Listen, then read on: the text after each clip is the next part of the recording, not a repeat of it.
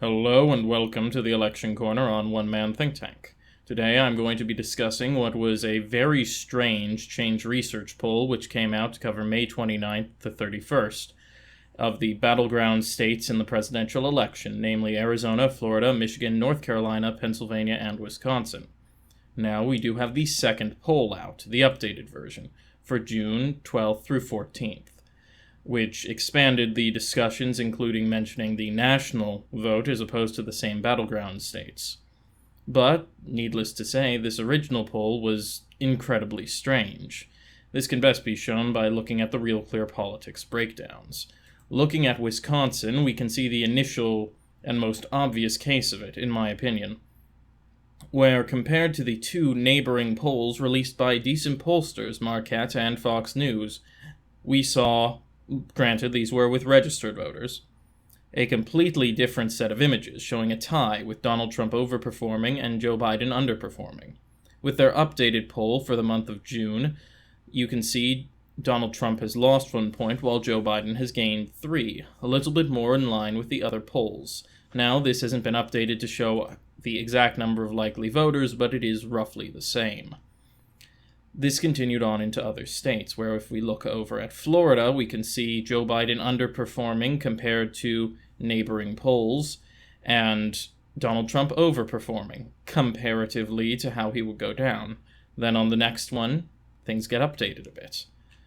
This continues on into Michigan, where, once again, Joe Biden, much more in line than he was, but it failed to predict the upcoming trends, especially when compared to neighboring polls in this stretch of time, and overperforms for Donald Trump. Again, we go to Pennsylvania. Same story, where it actually shows Trump in the lead, which is incredibly out of the realm of possibility, failing to match with any other prediction, including a Republican internal for Donald Trump. Then we have, I don't think it was an internal, but it was a Republican pollster, sorry. Then we go to North Carolina, where right now they're showing Biden in the lead. We see the same trend here. This was the only poll that showed Biden overperforming comparatively to Donald Trump.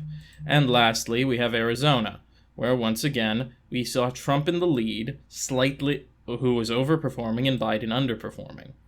Now the trend seems to be closer to the Fox News poll that got taken at the end of the month, but still we're seeing the same issue, where it seems to be inflating Trump and deflating Biden. This does not match up with other likely voter polls, and frankly, it's very strange. If we look at the overview, we see Joe Biden is doing incredibly well nationally, but it shrinks in the battleground states. A message not necessarily being passed along by other predictors. But if you look at this map, and we'll look at their most current one briefly, you can see a small but important contingent that they include on their map that others may not. That is Green and Libertarian voters. Two key areas. Now, it's important to keep in mind that in a general election, the third-party vote will never match the actual vote that people say they will. In a poll, people are always a lot more willing to vote with their quote-unquote conscience than with their quote-unquote brain. I hate using those terms, but they are the easiest to use. People will say they are more upset, but when it comes to the ballot box, they want something to get done. Now in Wisconsin, there's a solid chance we could see Republicans defecting to Libertarians, but if 2016 is anything to go by, it could very well be Democrats defecting to Greens. Same with Pennsylvania, especially true in Arizona, except with Republicans to Libertarians. In many ways, it could be argued the Libertarian Party could have cost the Republicans the Senate seat in 2018. Now, why did this original poll, the May poll, turn out like this, where we're seeing all of these underperformances? By Joe Biden, of course. And you can see it right here. You're seeing high numbers of third-party voters. Now, there is only a week in between the 2 weeks difference between this poll and the previous poll. So why has Joe Biden all of a sudden gained so much ground? And if you want my opinion, it's pretty simple.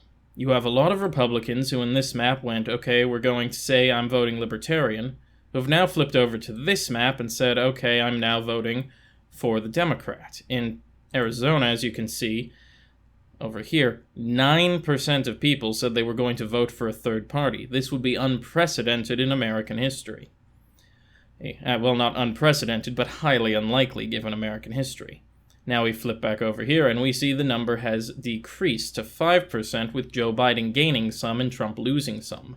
We're seeing what can best be described as the Republican side of the ticket losing votes and permanently switching to the Democrats. These are trends you like if you're a Democrat and dislike if you're a Republican. You don't want people in polling saying they're voting for the other guy. That makes it real. Because the second someone asks you, who are you voting for, and they say the other party, they don't turn around and change back so easily. If they say they're voting third party, they're probably not gonna stick with it, and you can kind of count on recapturing their vote. But if they switch to the other party, it's much more difficult to get them back. This has been shown time and time again. But let's take a look at some of the real serious findings here. Because keep in mind, this is a very good set of numbers for Trump, who at the time, keep in mind, this was only late May. We had coronavirus, Black Lives Matter was already starting up. This isn't like Donald Trump came out of nowhere and was doing amazingly. This was very good for him to see in most of the competitive, well, in all of the competitive states, Joe Biden is under 50%, and in one of them, Trump is over 50% and leading in two, tied in another. That's enough to help to sever Joe Biden from victory, keeping in mind he does have a little bit of an incumbency advantage in Florida, Michigan, all of these states. But when we turn around, we see Joe Biden's lead growing. And this can best be summarized by the national poll, where you had a lot of people who went to third-party Libertarian Green. I really wish they hadn't done Libertarian Green and forced people to actually list a third party, but what can you do? Now we turn over to the national polling here. Nope. No one's saying they're voting third party. I think this might be the fact they may have not offered it, but the fact they left the slot implies they probably did. And it was just minute. So you've seen a bunch of Republican voters, because Trump's loyalty has stayed the same, but all of these voters over here flipped over to vote for Joe Biden. And we're seeing that here. Florida, he gains. Pennsylvania, there's been a strong flip. And, of course, you can't just go off one poll. And this is very good proof of it. When compared to the other numbers, the Change Research poll is very much out of left field. But if you, or right field technically, but if you look at it in the larger context and how things have changed, it makes quite a bit of sense. We're seeing Donald Trump weakening and Joe Biden growing. And the fact that this is coming off of a very good poll for Trump and turning into a very bad poll for him, where Joe Biden is leading in all of these states, and even if, let's say, he gains, all of these votes go to him in Arizona, Wisconsin, and Pennsylvania, it still looks, and Florida is the real big one, Joe Biden looks likely to win the presidency. So I'll end off with this. It's not just third-party voters. There's one other key factor.